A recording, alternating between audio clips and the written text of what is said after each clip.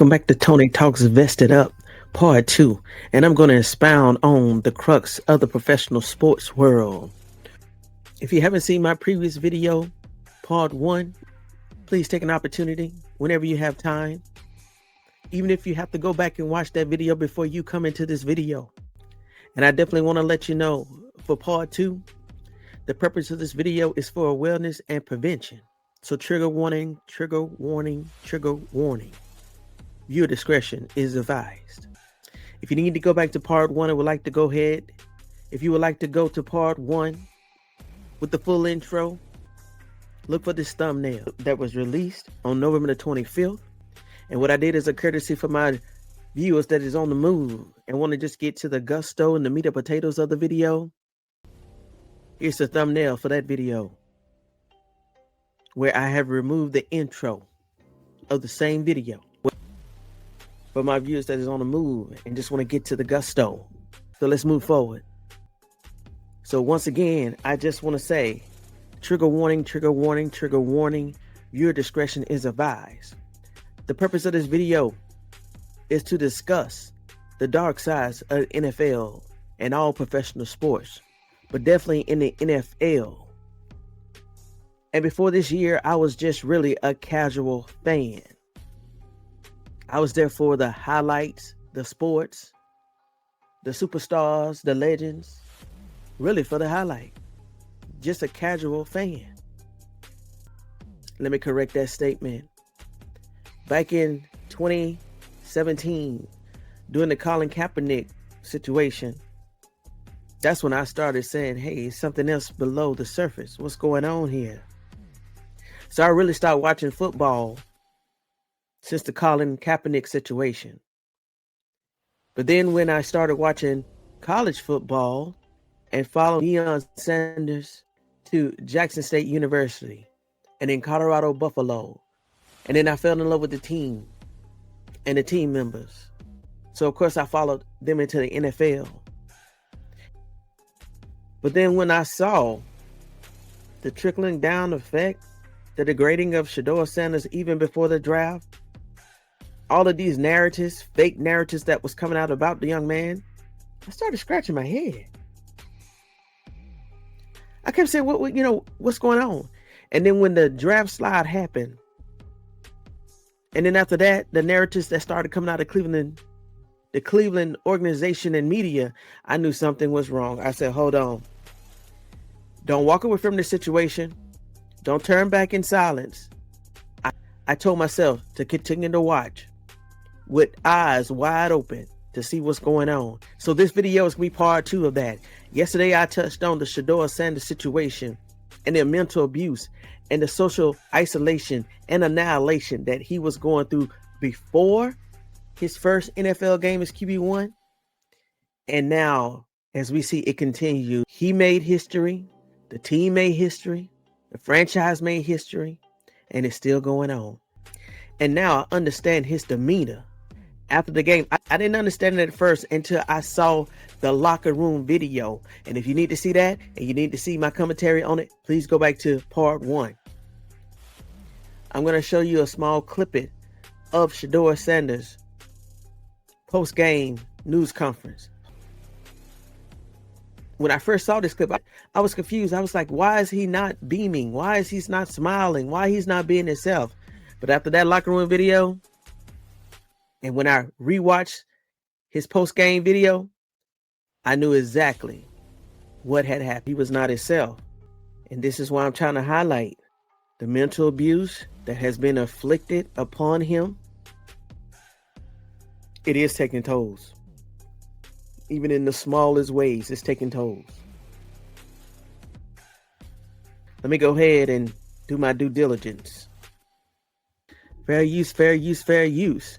Copyright disclaimer under Section 107 of the Copyright Act of 1976.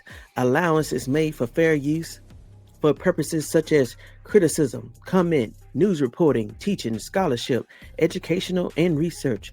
Fair use is permitted by the copyright statute that may otherwise be infringing. As I say over here, Tony Talks Vested Up, I want to be very, very careful I want to be responsible for what I post because I care about my audience and my channel. While we watch this clip, make sure you keep in mind of what just happened in the locker room and the fortitude and the confidence and the poise and the strength that he had to come up here after what just happened in the locker room.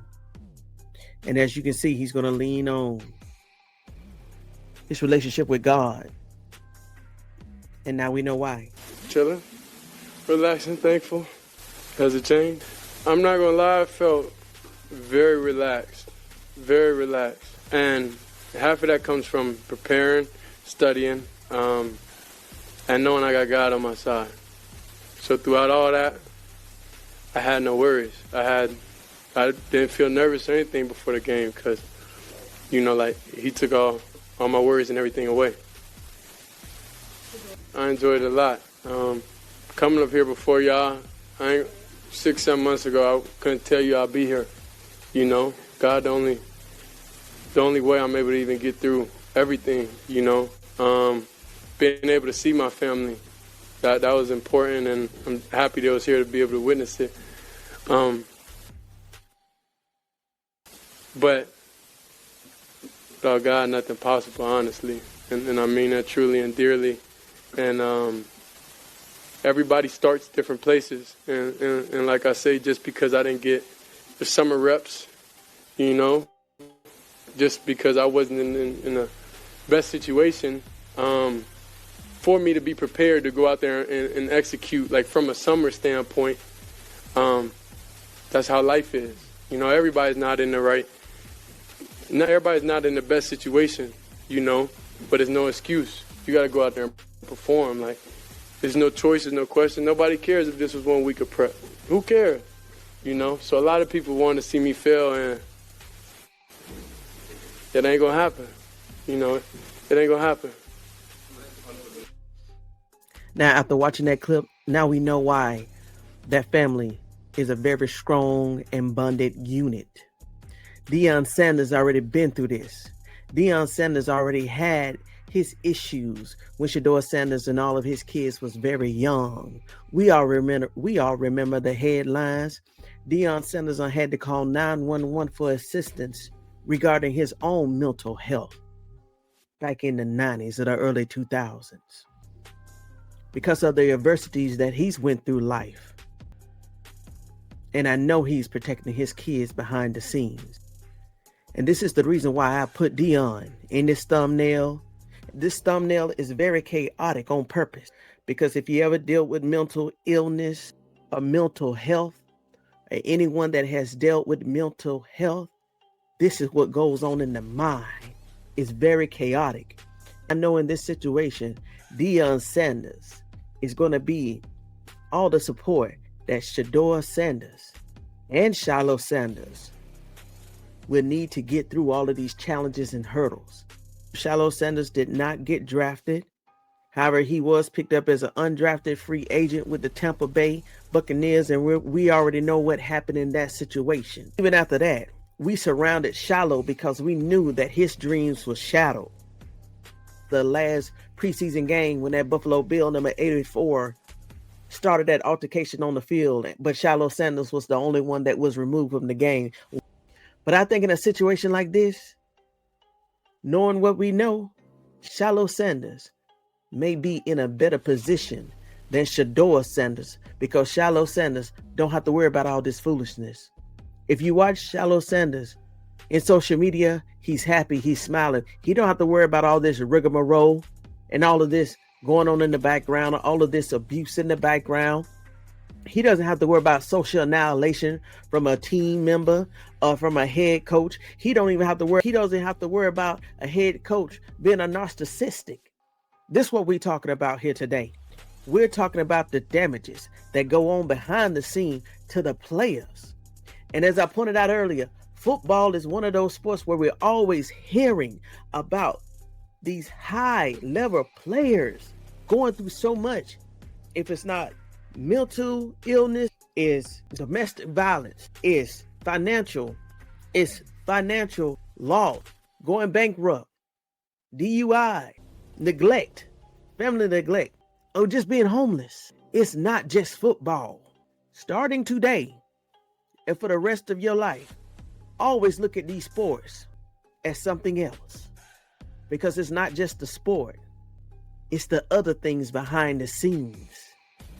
Actually, on the field, on the basketball court, that's only 0.0001% of these athletes' lives. The other 99.999% of the lives is all the challenges behind the scene in that curtain. Because as we know, in certain teams, the head coach, the front office, the management, or the owner is that wizard behind the curtains, pulling those strings. All of it is not mental illness. It's just the pressure that they experiencing as they try to come onto these stages, these fields, and these stadiums, and these basketball courts, and these track meets, and these track fields, carrying a smile, trying to give us what we need. But in the background, they dealing with so much more. So if you have a loved one, a son, a nephew, a cousin, a brother that are in these extracurricular activities, basketball, football, track, baseball, soccer, whatever you call it, start talking to them early. Start talking to them early and let them know only a certain percentage will reach the highest level. And even if they get to that 1% or less than 1%, in this case, the NFL, only 0.0111% or less will make it past their first NFL rookie contract.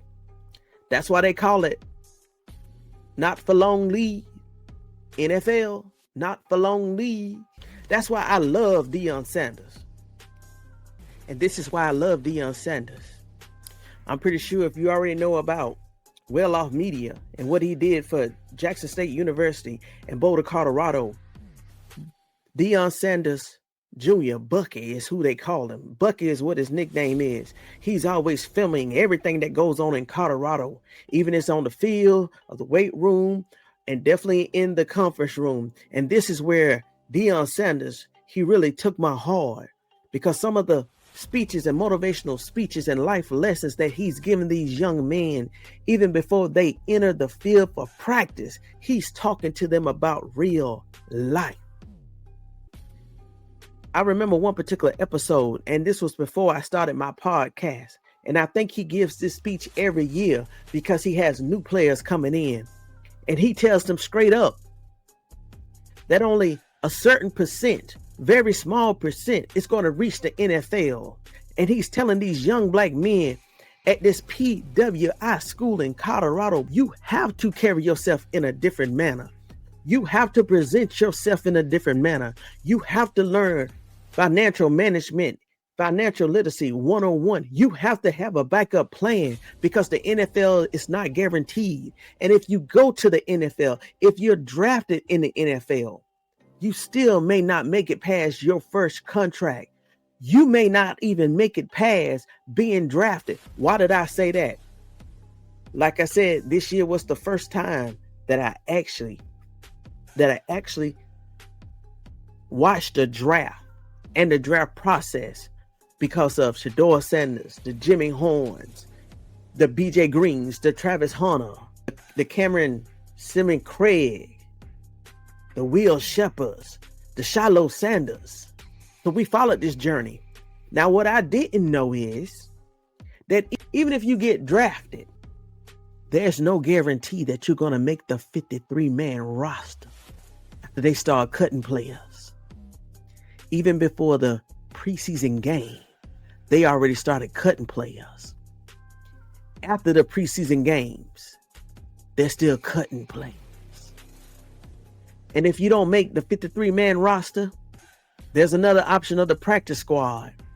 But there's no guarantee that you're going to get on the practice squad. I didn't know that. I thought if you got drafted, your slot is secure on that NFL team, and it's not. So for everyone that is watching this video, please, please, please, please, and I urge you, start talking to your family members. If you have a cousin, a son, a brother, a nephew, a niece, or a daughter that have these aspirations and professional dreams of being an elite athlete one day, start talking to them now and say, hey, I understand this is your dream and I'm going to support you. But there's a dark side to this if you want to go this route.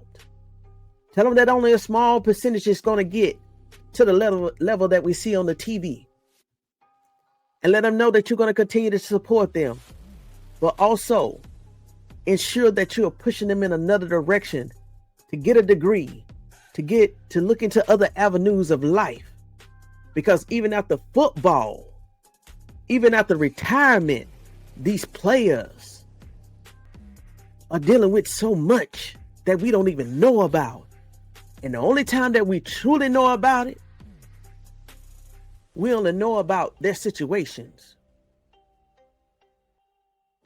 When we hear the Ray Carew situation, the Cam Newton situations, the Steve Smith situations, the Aaron Hernandez situations, the AB Antonio Brown situations, he's facing life in prison for attempted deletion.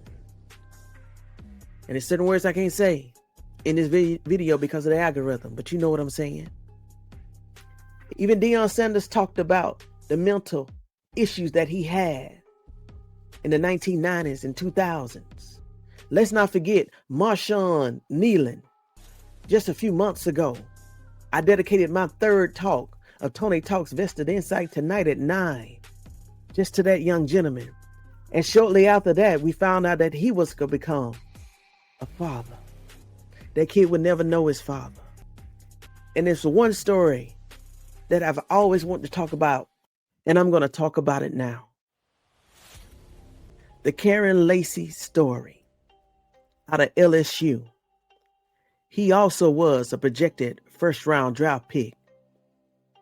And if you don't know, I'm going to go ahead and give you a quick summary of what happened.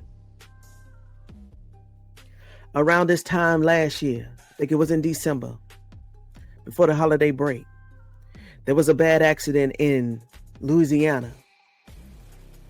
And his name came out in the news for causing this accident.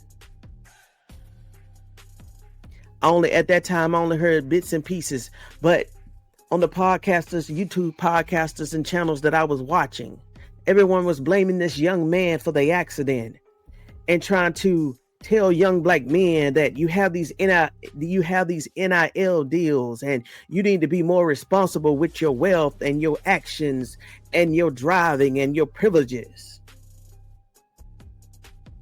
And then the story kind of faded away.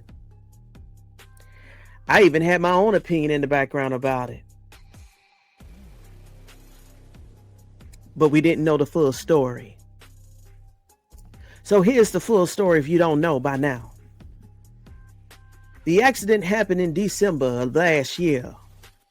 But in January of this year, we're talking about 30 to 35 days later, maybe 45 days at the most. The DA who was over the case had threw the case out and said that was not involved nor caused the accident, and that the case was going to be thrown out. As I said, I wanted to do my due diligence over here. So the accident happened in December 17, 2024, where they put the blame of this fatal accident on this young wide receiver from LSU. But it came out maybe a month ago that the DA and the state knew that he was not involved. Hold on, let me read this article real quick. So one article states that Lacey's attorney says video proves that late LSU star didn't cause the fatal accident. Mind you, they held on to this information from January of this year up until October of this year. Here's the backstory. Lacey who was from Thibodaux, Louisiana, was accused of driving reckless in December, speeding and passing cars in a no-passing zone when a motorist who was reportedly swerving to avoid Dodge Charger crashed head-on into another vehicle. The passenger in one of those vehicles, a 78-year-old man, transitioned from that crash. The state police said Lacey fled the scene of the accident without calling for help. Lacey, who was 24 at this time, Shedeursanders is 23. Lacey, 24 at that time, was booked with negligence, you know that word, felony hit and run, and reckless operation of a vehicle. Let's keep going. Then months later, on April the 12th, Lacey himself, transitioned in a apparent,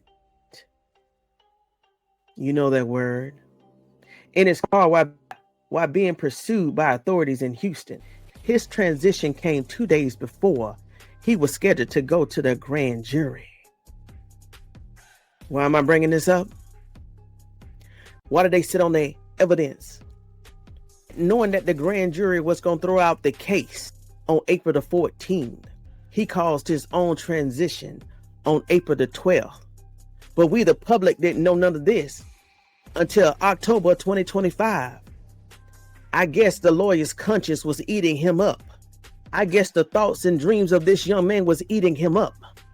See, to them, they see us just as athletes. They see our sons and brothers and cousins just as athletes. But to us, they're humans. Why would you sit on this information? It shouldn't even went to a grand jury. 40 days after the accident on December the 17th, this case should have been made public that it was going to be thrown out of the court system. Why even wait till April of 2025 to even make this known in a grand jury proceeding that the case was thrown out? Now I'm setting the picture for you because I'm finna bring you the grand finale. Now, can you imagine what this young man had been feeling ever since December of 2024 until April the 12th of 2025, when he caused his own transition? Do you know day and night that he was struggling with his thoughts, with his mindset, with his careers, with his dreams of being erased? He didn't cause that accident. And the state patrol even lied and said that he fled the scene. If you watch the recording yourself, Lacey was almost a football field away from the accident. He didn't even cause the accident. There was 3 to 4 cars in front of him. He was behind that third or fourth car. The accident had already happened a football field length ahead of him. But what you do see in the video that just came out, that green Charger going around the accident slowly as everybody had stopped. Like I said, he was 2 to 3, 4 cars behind. And you see that green Charger come into view and goes around into the parking lot. Like all of us would have done if we come upon an accident. We're getting out the way for emergency vehicles to come and to assist. His Dodge Charger comes into view, goes around slowly into a parking lot, and goes out of view. The witness statements on body cam has said that the green Charger had nothing to do with the accident. The body cam footage of the state patrols that came to the witness for them to write their statements had said that the green Charger had nothing to do with the accident. Why wasn't this information released in January? But let's go back to Lacey. Can you imagine what he was dealing with? What he was wrestling with on a daily basis? Probably since the time he was able to walk and hold a football. This is all that he knew. And he knew that he was finna come to that stage of being drafted by the NFL and all his dreams and aspirations would come true. And just to get hit with a bulldozer, not even 120 days before the draft, or less than that for the Columbine, when his name is being drugged in the media and he's been lied on and he's been falsified against, and the narratives are flying left and right. A 24-year-old just being pushed in the back of a corner with no outlets. He was saying to his family, close and friends, that he didn't know what was going on. Can you imagine the trauma that he was going through?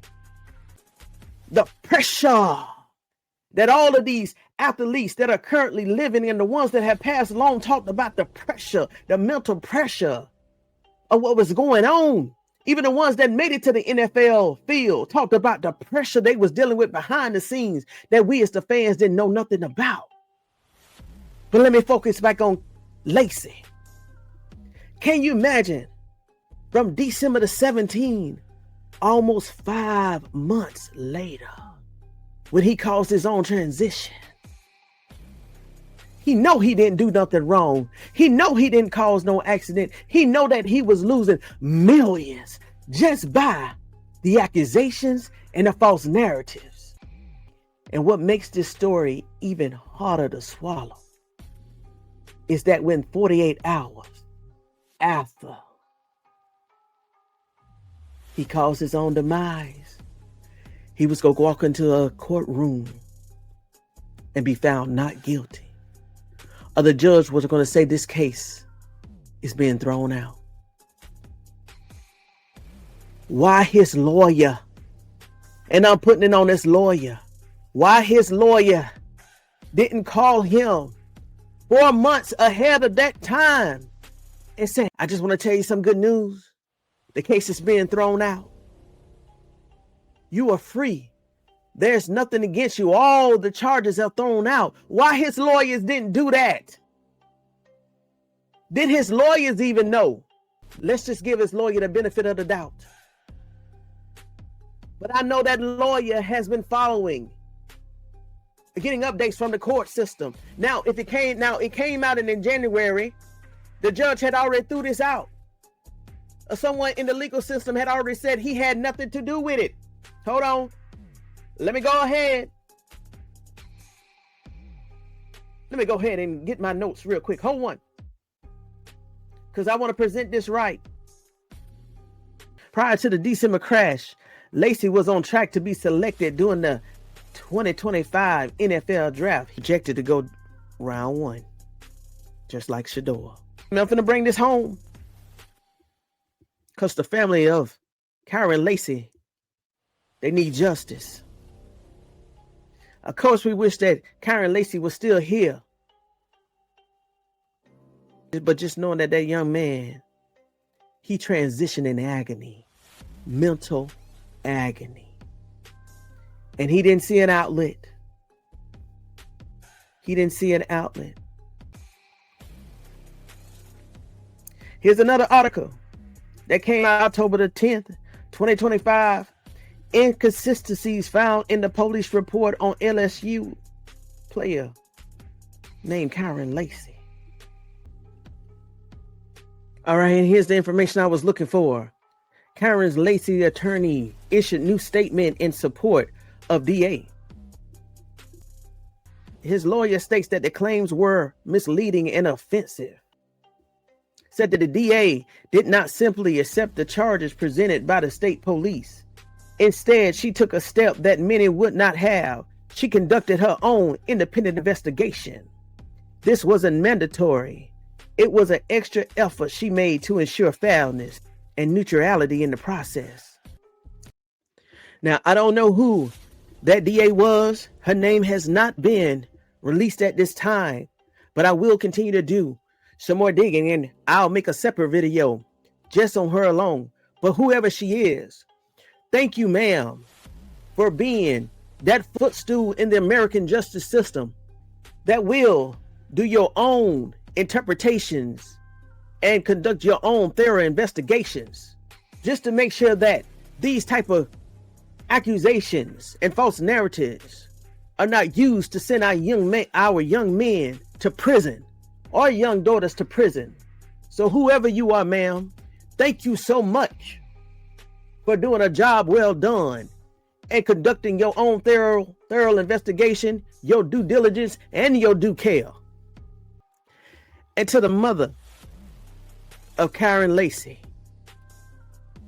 As a mother myself, I can only imagine what you went through. I can only imagine what you're still going through and your own mental health at this time, especially with the holidays coming up. I send my deepest and my most strongest condolences to you and your family. This should have never happened. You should not have to have witnessed this and experienced this in your life, nor your son or your family. I wish I could just say more words, but I'm getting triggered myself. But from mother to mother, you have my condolences. Your son was young and he didn't deserve this. But just know his case will never be forgotten. And every viewer that come across this video and get this far, never let his case be forgotten. And just like Sarah Bland, let's not forget this young man and how he was done by the American justice system. Our brothers and cousins, nephews are human beings. They deserve justice. They deserve speedy redemptions. They deserve to know as soon as possible that the case is going to be thrown out. There's nothing against you. Go live life and pursue your dreams. Our young men on and off the field are being robbed of this. You can support them in their dreams. From the time they're able to pick up the ball, or run track, or kick a soccer ball. Support them. But give them the realities of what it is. It's more than football. It's more than basketball. It's more than track. There's another element to this that is being played out on world stage. And we need to let them know from the very small age of 5 all the way up to they graduate college. It's okay if you don't get to that level. Your life is still valid. You still are who you are. Continue to strive for greatness. Continue to pursue your dreams. Being in the NFL and the NBA does not characterize your wins or your losses. That's just a small part of your life. Let's tell them there's more to life than just the ball. As one said it in such a disparaging way a few years ago. Just get out there and dribble that ball. You know that story. That news reporter had the nerve. She had the nerves to say that to LeBron James. But you know what? While they're going to practice and learning the techniques on how to throw a ball, or catch a ball, or run a route, or pass protect, let them know to pursue another career just in case the box start tumbling down. Let them know that life is beautiful and they can pursue their dreams in other ways. Don't let our nieces and nephews, our sons and daughters, continue to go through this down the yellow brick road and thinking that at the end of that tunnel it's going to be full of success and no worries and no pain and no trauma. Give them the whole picture and tell them it's more to that. And please let them know, even when they get to that level, it's not about your talent. Because as we see, Shedeursanders has all the talent in the world to be QB1 and still being held back because of who his father was. Or because he even had a father in his life. He can throw the ball, as we saw, he can throw the ball 52 yards while in stride, while he's running to the sideline. And he can throw one of the most beautiful arches in the world. So many NFL commentary and legends said that only 3 Only 3 quarterbacks in the league could make that throw. Look at his talents being displayed on a global stage. But look at the abuse that he's also experiencing on a world stage and behind the scenes and in the locker room. Forget a ball. Look at his body language. Even though he's strong and he's standing 10 toes down, it's starting to eat away slowly but surely. So let's cover all these players in prayer. In my state right now, my local high school football team is going into round 3 of the state playoffs. So I tell you, moving forward, for any sports event that you witness in person, in live, on the TV, that when those players are lowering their head and they saying their own prayers, make sure you as a fan, it's while they're saying their prayers, you're covering them also with prayers, because they can get hurt on the field, they can get lied on going to practice, or they can get lied on just living life, or they can get lied on and treated on a national stage in front of the world. And it's only us in the background that would have their back. So cover these players, your nieces and nephews, your sons and your daughters, your cousins, your brothers. Cover them in prayer every time they suiting up to go to practice or play a game or play a Super Bowl, or even when they leaving the house and they going down to the corner store, or they going to practice, or they going to the mall. Just know they possibly could be targeted and lied on and may go to prison for falsehoods and narratives. What if the judge didn't do her due diligence? What if she didn't conduct her own thorough investigation? Lacey still may not have been here, but it would have came out that he still was going to be charged in that grand jury if he was still here. So Lacey and Marshawn Nealon, may you rest in peace. And before I go, I just want to play this last snippet that I left out of part 1 on purpose. This is what goes on in his NFL players' households. And this is what the kids witness. I didn't say it. Listen to this video. Carmelo Anthony gave some great insight. Just watch into this clip.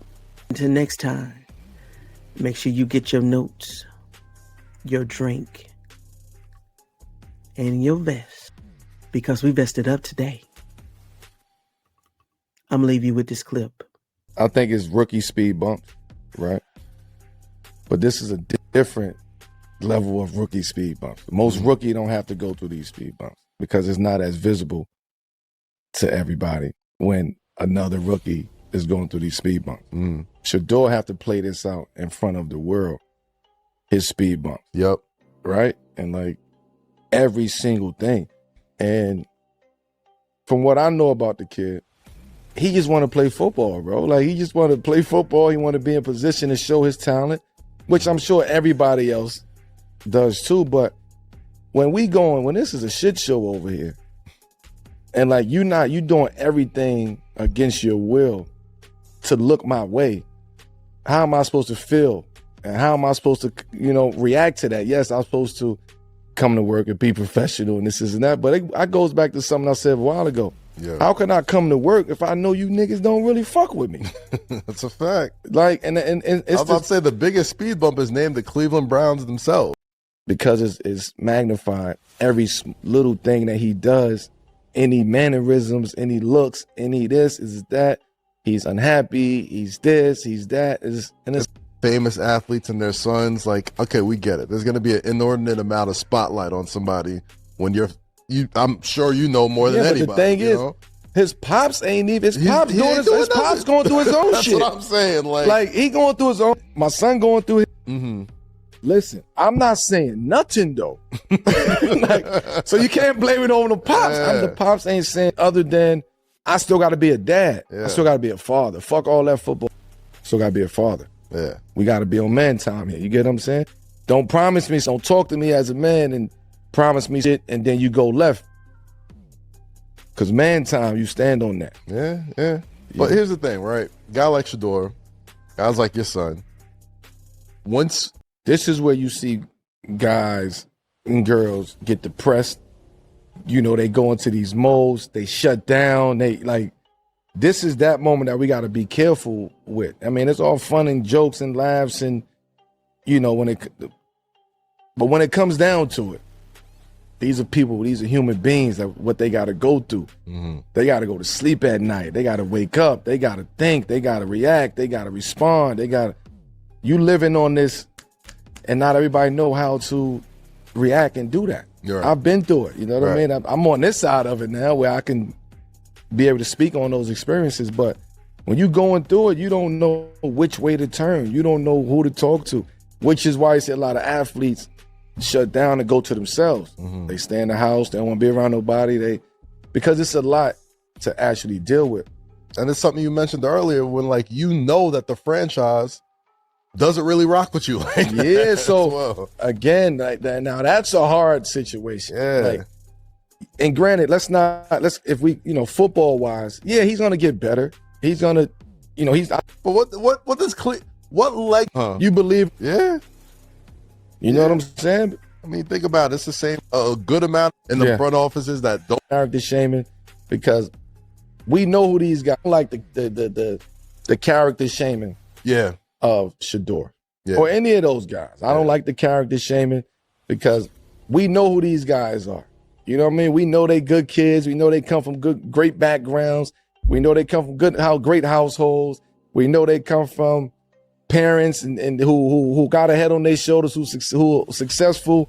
We know all of this, so there's no way you can be an asshole. You know what I mean? Like, it's no way. That's how it gets dark. That's what makes it dark, though. Yes, I agree. know all that. Yeah, and I think that's why they put all this undue extra pressure on the kid. Like, we know that they come from good homes and have had opportunities that, I don't know, like maybe some coaches are a lot more comfortable taking a player in or taking a kid in, knowing that they only have to rely on you as a coach and only have to rely on you as I guess like a father figure or a role model when you don't have that at home, right? Like, first thing Shedeur said on one of his press conferences when he was going through the draft, he's like, yo, you know who my dad is? Like, you don't think he had to deal with scrutiny and public? The Shedeurs, the Bronnies, the Cayennes, the Boozers, all of the kids, right? Yeah. They grew up in a household where they father or their mother, from a sports standpoint, went through, right? My son was in a household growing up, paying attention and how I react and respond and move into this, into that, into this comment or to that narrative. This is what they are, sponges. All of those guys grew up in those households watching their parents, especially if you're a sports, or to that narrative. This is what they are, sponges.